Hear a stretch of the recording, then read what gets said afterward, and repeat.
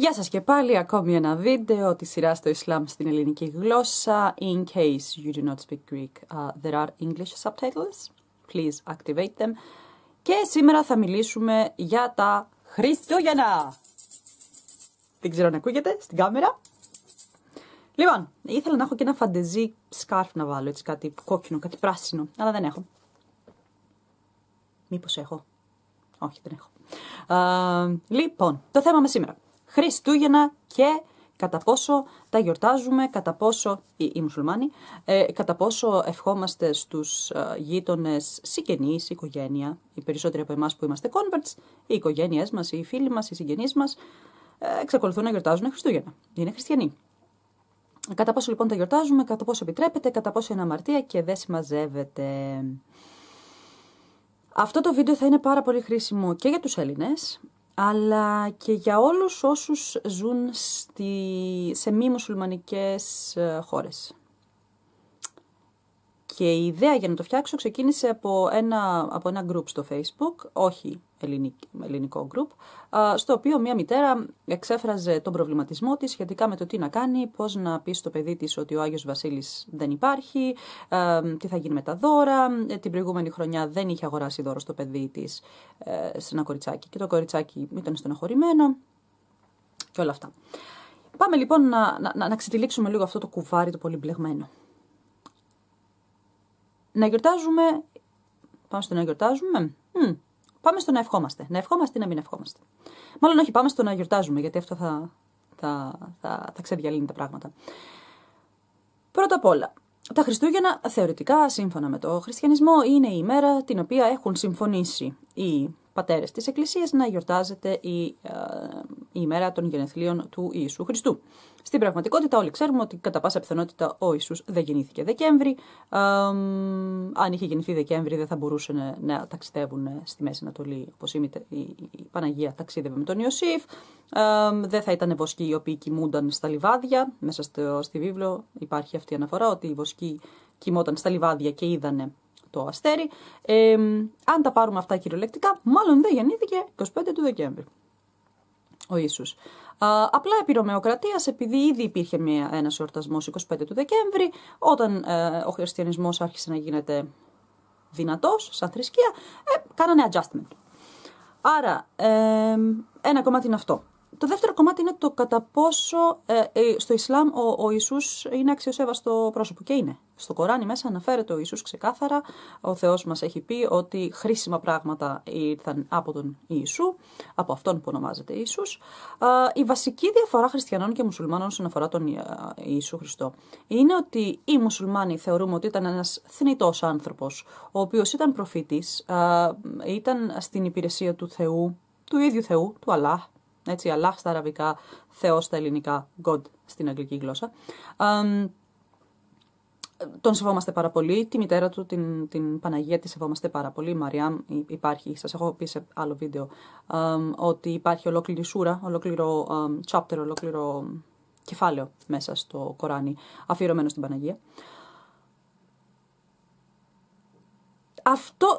Αυτό που δεν δέχομαστε οι μουσουλμάνοι είναι ότι ο Ιησούς είναι Θεός, ότι έχει θεϊκές ιδιότητες. Επίσης, άλλη διαφορά είναι ότι οι χριστιανοί πιστεύουν ότι ο Ιησούς Χριστός σταυρώθηκε και μετά αναστήθηκε και κατέβηκε πάλι στη γη και κάποια στιγμή θα ξανάρθει. Οι μουσουλμάνοι πιστεύουν ότι ως θνητός άνθρωπος είχε έναν κανονικό θάνατο, πέθανε ο άνθρωπος. Αυτή είναι η βασική διαφορά. Αλλά στο Ισλάμ ο Ιησούς είναι σε βάσμια μορφή. Και εκεί τίθεται στο θέμα, να γιορτάζετε ή να μην γιορτάζετε, να γιορτάζουν οι μουσουλμάνοι ή όχι τα Χριστούγεννα. Εννοείται οι σαλαφιστές, παύλα, traditionalists, ανέκαθεν υποστήριζαν ότι όχι, δεν πρέπει να γιορτάζετε. Γιατί είναι γιορτή των άπιστων, γιατί οτιδήποτε. Μέσα στο Κοράνι να σας πω ότι οι χριστιανοί δεν θεωρούνται άπιστοι. Χριστιανοί, Ιουδαίοι και μουσουλμάνοι θεωρούνται όλοι πιστοί των τριών θρησκειών των βιβλίων, που θεωρούνται η μία θρησκεία, η καθεμία εξ αυτών, η συνέχεια ή η διόρθωση της προηγούμενης, να το πάρουμε έτσι. Με το Ισλάμ να είναι η τελευταία θρησκεία που είναι αυτή η οποία έρχεται να αποκαταστήσει τα πράγματα. Άρα οι traditionalists, οι φανατικοί, οι σαλαφιστές θα σας πούνε όχι, δεν πρέπει να γίνεται αυτό το πράγμα, να γιορτάζετε. Όλοι οι υπόλοιποι θα σας πούνε ότι δεν υπάρχει απαγόρευση να γιορτάζεις κάτι τέτοιο. Για όσο δεν τον γιορτάζεις με τη θρησκευτική έννοια την οποία δίνουν οι χριστιανοί στον Ιησού Χριστό. Δηλαδή για όσο δεν τον γιορτάζεις ως τη γέννηση του θεανθρώπου, είναι ok. Και ακόμα πιο ok όταν βρισκόμαστε στη Δύση. Γιατί στη Δύση μας αρέσει, δεν μας αρέσει. Και είναι ένα θέμα το οποίο δεν αρέσει σε πάρα πολλούς χριστιανούς, αλλά είναι μια πραγματικότητα. Τα Χριστούγεννα έχουν χάσει οποιαδήποτε πνευματικότητα, οποιαδήποτε σχέση με τη θρησκεία. Τα Χριστούγεννα είναι πλέον μια κοινωνιολογική έκφραση. Οι άνθρωποι στολίζουν το σπίτι τους, στολίζουν τους δρόμους τους, τις πόλεις τους, στη μέση του χειμώνα για να νιώσεις λίγο πιο ανεβασμένος ψυχολογικά. Είναι μια καλή ευκαιρία να βρίσκονται οι άνθρωποι μαζί, να ανταλλάσσουν δώρα. Είναι περισσότερο κοινωνιολογικό πλέον. Δεν είναι τόσο πολύ θρησκευτικό φαινόμενο ο χριστιανισμός. Και εδώ πάμε στο δεύτερο κομμάτι, στο κατά πόσο οι μουσουλμάνοι γονείς κατά πόσο να λένε στα παιδιά τους ή να επιτρέπουν στα παιδιά τους ή να αγοράζουν δώρα στα παιδιά τους. Προσωπική μου άποψη, ξεκάθαρα προσωπική μου άποψη, είναι ότι εδώ μπερδεύουμε λίγο τη θρησκεία με την κουλτούρα. Μάλιστα, πάρα πολλές φωνές στο Ισλάμ, εδώ στη Δύση, από converts, λένε ότι εγώ λέω στο παιδί μου την αλήθεια και του εξηγώ ότι είναι πιο έξυπνο από τα υπόλοιπα παιδιά, τα παιδιά που γιορτάζουν τα Χριστούγεννα, που πιστεύουν στον Άη Βασίλη για παράδειγμα, και ότι αυτή είναι η κουλτούρα των χριστιανών, δεν είναι η δική μας. Άλλο πράγμα κουλτούρα, άλλο πράγμα θρησκεία. Όταν ζεις στη Δύση, είτε ζεις στην Ελλάδα, είτε ζεις στην Αγγλία, είτε ζεις στη Γερμανία, είτε ζεις στη Γαλλία, στην Αμερική, στην Αυστραλία, οπουδήποτε.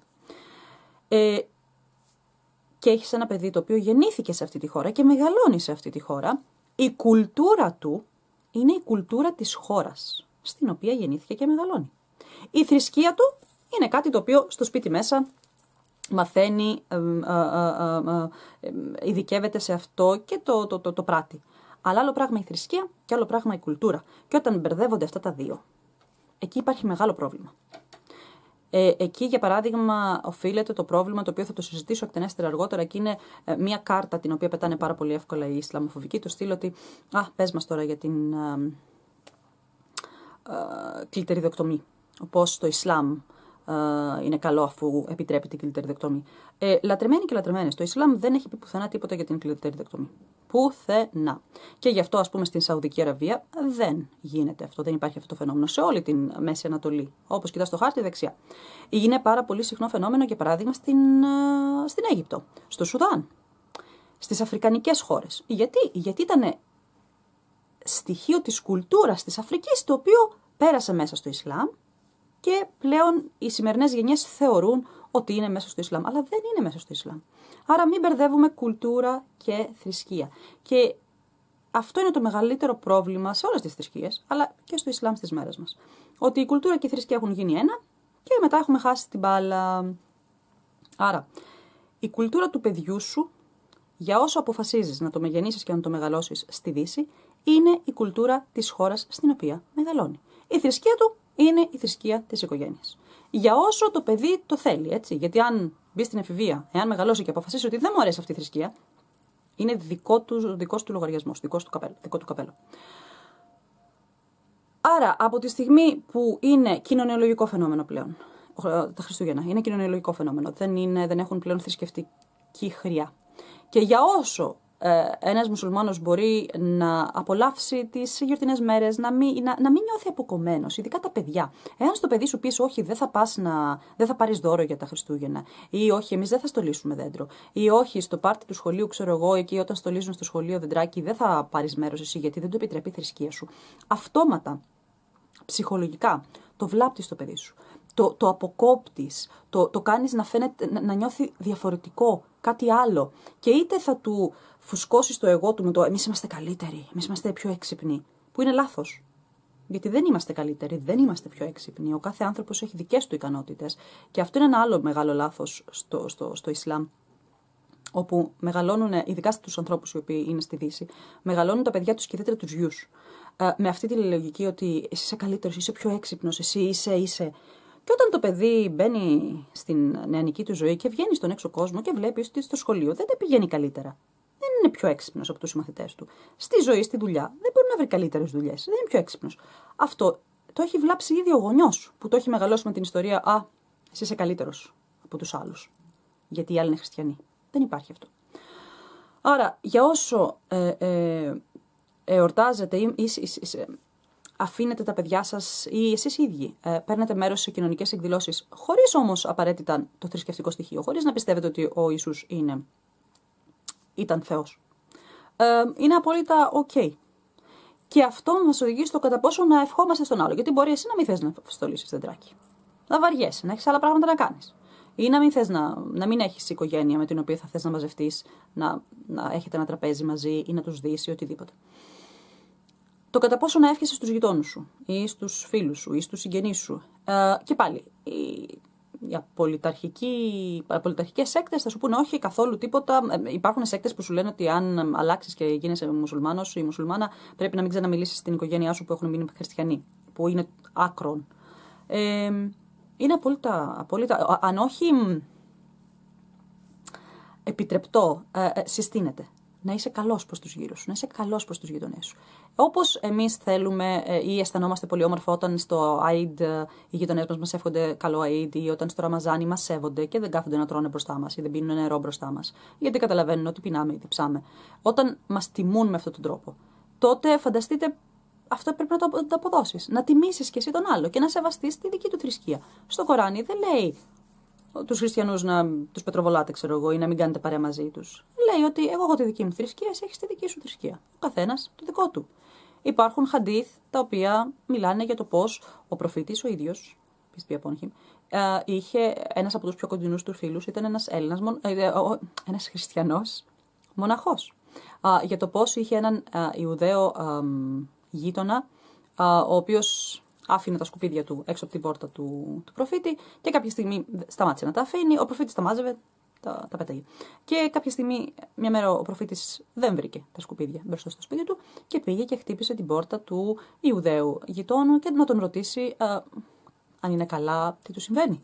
Άρα η καλοσύνη, η ευγένεια προς τους γύρω μας είναι κάτι το οποίο είναι καλό. Είναι καλό να το κάνουμε. Ο διαχωρισμός, εγώ, εσύ, ο άλλος, επειδή εγώ είμαι καλύτερος ή εσύ είσαι χειρότερος ή εσύ πιστεύεις κάτι που εγώ το θεωρώ, αυτά πρέπει σιγά σιγά να τα βγάλουμε από πάνω μας. Λοιπόν, αυτά για τα Χριστούγεννα. Δεν έχω στολίσει εγώ για φέτος, που εννοείται ότι στολίζω, γιατί οι κόρες μου δεν έχουν μπει στο Ισλάμ. Για όσο δεν μπαίνεις στη διαδικασία να αναγνωρίζεις άλλες θεότητες ως Θεό, όχι θεότητες, άλλες οντότητες ως Θεό ή μέρος του Θεού, δεν υπάρχει κανένα πρόβλημα. Να πιστεύεις στον ένα και μόνο Θεό, στον ένα και τον αληθινό Θεό, στον Θεό, ο οποίος δεν έχει όνομα, δεν λέγεται Ιησούς, δεν λέγεται Χριστός, είναι ο Θεός. Και από εκεί και πέρα το να τιμάς προφήτες, το να τιμάς κοινωνιολογικού χαρακτήρα πλέον εορτασμούς, θεωρώ ότι δεν βλάπτει, δεν θα πας στην κόλαση, ούτε θα είναι η μεγαλύτερη αμαρτία της ζωής σου. Αυτά προς το παρόν. Καλά Χριστούγεννα σε όλους όσους θα γιορτάζετε με τη θρησκευτική την έννοια. Μακάρι να περάσουμε όλοι τις γιορτινές μέρες πολύ όμορφα και με όσους αγαπάμε.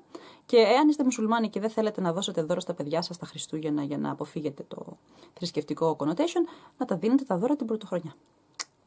Το παιδί πάντως μην το αποκόπτετε. Τα παιδιά σας μην τα αποκόβετε από την κοινωνία και ξαναλέω, άλλο πράγμα η θρησκεία, άλλο πράγμα η κουλτούρα. Αυτά προς το παρόν. Από εμένα, γεια σας.